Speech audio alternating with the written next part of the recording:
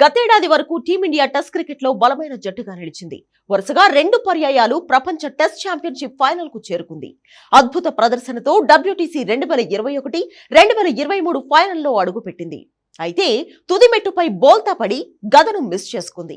అయితే head coach గా గంభీర్ బాధ్యతలు చేపట్టాక టెస్ట్ క్రికెట్ లో టీమిండియా గాడి తప్పింది. అప్పటి వరకు వరుస విజయాలు సాధించిన భారత్ ఇప్పుడు విజయం కోసం ఎదురు చూస్తుంది. గత 9 టెస్ట్ మ్యాచ్లలో భారత జట్టు కేవలం ఒకే ఒక్క మ్యాచ్ లో గెలుపొందింది.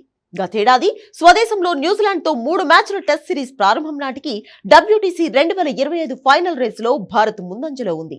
ఆ సిరీస్ తో పాటు ఆస్ట్రేలియా పర్యటనలోని 5 మ్యాచ్ల్లో కలిపి 4 మ్యాచ్లలో గెలిచినా భారత్ ఫైనల్ కు చేరేది. కానీ స్వదేశంలో న్యూజిలాండ్ చేతిలో భారత్ చిత్తుగా ఓడిపోయింది. 3 మ్యాచ్ల సిరీస్ లో అన్నింట్లోనూ పరాజయం పాలైంది. దీంతో చాలా ఏళ్ల తర్వాత సొంత గడ్డపై టెస్ట్ సిరీస్ కోల్పోయింది.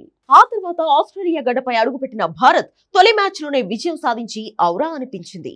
కానీ ఆ తర్వాత మళ్లీ గాడి తప్పింది.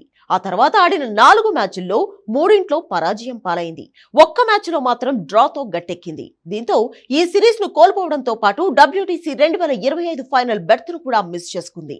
తాజాగా ఇంగ్లాండ్ తో 5 మ్యాచ్ల సిరీస్ లోనూ తొలి మ్యాచ్ లో ఓటమి పాలైంది. సులభంగా గెలిచే మ్యాచ్ ను చేజేతులా పోగొట్టుకుంది. దీంతో 5 మ్యాచ్ల సిరీస్ 0-1తో వెనకబడిపోయింది. మొత్తంగా భారత్ చివరిగా ఆడిన 9 టెస్టుల్లో కేవలం ఒక్క దాంట్లోనే గెలిచింది. బోర్డర్ గవాస్కర్ ట్రోఫీలో భాగంగా పెర్త్ టెస్ట్ లో ఈ గెలుపు సాధించింది. 7 మ్యాచ్లలో ఓడిపోయింది. ఒక మ్యాచ్ డ్రా అయింది. ఇక చివరి 9 టెస్టుల్లో రికార్డుల విషయానికి వస్తే టీమిండియాది అత్యంత చెత్త రికార్డ్. టెస్ట్ క్రికెట్ ఆడే ప్రధాన జట్లన్నీ తమ చివరి 9 టెస్టుల్లో కనీసం 2 అయినా గెలిచాయి.